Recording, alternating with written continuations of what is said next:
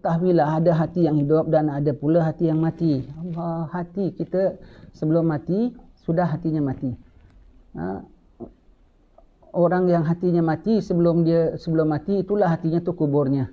Dia dah dikuburkan sebelum dia dikuburkan, iaitu apabila hatinya mati. Mati hatinya, tak tumbuhkan insaf, tak tumbuhkan kenal Tuhan, tak tumbuhkan rindu akhirat. Mati hatinya, macam dah tak ada fungsi. Hanya ingat dunia, ingat dunia. Dunia tu sampah tuan-tuan ya. Kalau tanah yang mati, tumbuh buah-buahan. Tanah yang mati, kalau tanah yang hidup, tumbuh buah-buahan. Tanah yang hidup boleh ada disiram. Tanah yang hidup boleh dibangunkan bangunan. Kalau tanah yang mati, tumbuh juga. Tumbuh apa? Tumbuhannya lalang. Tumbuhannya apa? Hanya haiwan bersarang padanya. Dan tanah yang mati nak dibikin apa? Orang tempat buangan sampah saja padanya. Begitulah hati kalau mati, tak sesuai kecuali dengan sampah sarap aja yang perlu kepadanya. Minatnya semua benda-benda yang tak laku, benda-benda yang hina di sisi Allah Subhanahu Wa Taala. Hanya hiburan, hanya keseronokan, itu saja yang minat dalam hatinya. Tanda-tanda hati yang hidup adalah bersinarnya cahaya akal hingga dada menjadi lapang dan gelora nafsu menjadi padam, tunduk dan lemah kerana hawanya tidak berfungsi lagi. Allah, ya. Itu tanda-tanda hati hidup. Tanda hati hidup bersinarnya cahaya akal. Terus akalnya fikir nak mendekatkan diri kepada Allah Ta'ala. Akalnya fikir nak minta ampun atas dosa-dosanya yang silam. Satu dosa demi satu dosa datang untuk dibersihkan. Ibaratlah kalau satu mesin tu kalau dia dah jam, kat dalam tu banyak benda dah masuk, mesin kisar saja, benda dah masuk, dia dah jam. Kita ingat tak ada benda keluar. Rupanya dalam benda dah masuk banyak. Tapi kalau yang berfungsi, dia boleh apa yang dah jam dalamnya dia boleh keluarkan. Kita jam dosa dalam diri kita banyak. Jam dosa dalam diri kita banyak, dah berpuluh tahun dosa dalam diri kita. Boleh kita tak cerna dosa tu untuk apa? Ingat, kenang, tobat, insaf, minta ampun kepada Allah Subhanahu Wa Taala. Jadi kalau hati yang hidup tu bercahaya sehingga dadanya menjadi lapang, ya. Ada hatinya yang hidup dan menjadi lapang. Akalnya jadi cahaya akal, bersinarnya cahaya akal. Bersinarnya cahaya akal, maka akalnya tu dapat insaf, akalnya dapat ingat dosa-dosanya, akalnya ingat hari pertemuan Allah Ta'ala, akalnya ingat macam mana nak melepaskan diri. Tidak seperti haiwan yang tidak ada akal. Haiwan yang tidak ada akal kalau masuk dalam sangkar, dia punya ingat bukan untuk keluar daripada sangkar, dia punya ingat nak makan saja. Dia ingat nak makan saja. Dapat makan dia diam juga dalam sangkar. Kalau kita dapat makan pun kita macam mana pun nak keluar juga daripada sangkar. Ya tidak?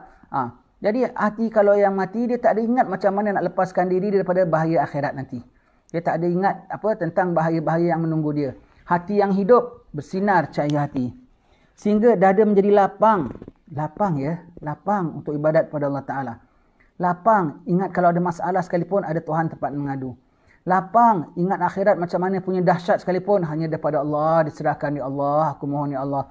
Pada hari itu aku mohon selamat, ya Allah. Pada hari itu aku mohon menang, ya Allah. Pada hari itu aku mohon pandang, ya Allah. Pada hari itu aku mohon, ya Allah, diberi keringanan, ya Allah. Dia tahu besarnya akhirat, tapi ada lapang. Barzakh, ingat barzakh, ingat, ya Allah, di situ ada tetap ada rahmat-Mu, ya Allah. Ingat sakaratul maut, dah minta dari sekarang. Lapang hatinya. Berfikir tentang akhirat, apalagi tentang perkara dunia semua. Pada dia remeh sajalah. Hanya berapa puluh tahun sajalah aku menghadapi masalah dalam dunia. Lepas itu aku kembali kepada Allah. Masalah sana lagi besarlah. Masalah sana lagi besar. Kalau tak dapat husnul khatimah, besar punya masalah. Kalau aku tak dapat jawab soal kubur, besar punya masalah. Kalau kena himpitan kubur, besar punya masalah. Perkara dunia tu dia boleh pandang enteng saja. Yang fikir dia tu tentang perkara-perkara akhirat, lapang dadanya. Jangkauan dia tu adalah luas, ya.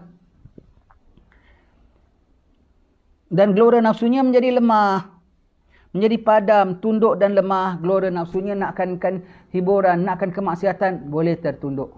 Boleh tertunduk, ya Allah. Sebab itu kena hidupkan hati, tuan-tuan sekalian, dia. Hidupkan hati pertama dengan matikan kumannya. Matikan kuman seperti kita punya tanah lah. Sini banyak orang ada kebun, tahulah sebelum nak dihidupkan kebunnya kena matikan apa segala yang tumbuh pada rumpainya yang tumbuh, kena matikan dulu kan, kena diracuni dulu kan. Dah racun baru tanahnya boleh dimajukan, boleh dibangunkan, boleh ditanamkan apa-apa semua. Kena matikan kuman-kuman dalam hati kita dulu dengan maksiat. Stopkan maksiat, tompok hitam tak datang. Tompok hitam bukan hanya menyelaputi hati kita, ya. Tompok hitam bukan hanya menyelaputi hati kita sehingga gelap, tapi dia meracuni hati kita. mematikan hati kita. Kita pasang racun bagi racun itu. Kita pasang racun bagi racun itu, iaitu apa? Kita tak supply dia dengan makan dia. Makan dia tu apa? Suburkan dia tu, baja dia tu apa? Maksiat. Tambah hidup, tambah bertipik, tambah bertipik. Stopkan. Lama-lama insaf menggelupar kupas-kupas hitam dalam hati kita, terkupas. Maksiat pun dah jadi tak enak. Dosa pun dah jadi kita tengok seram. Ya? Makin apa nafsunya tunduk, lemah.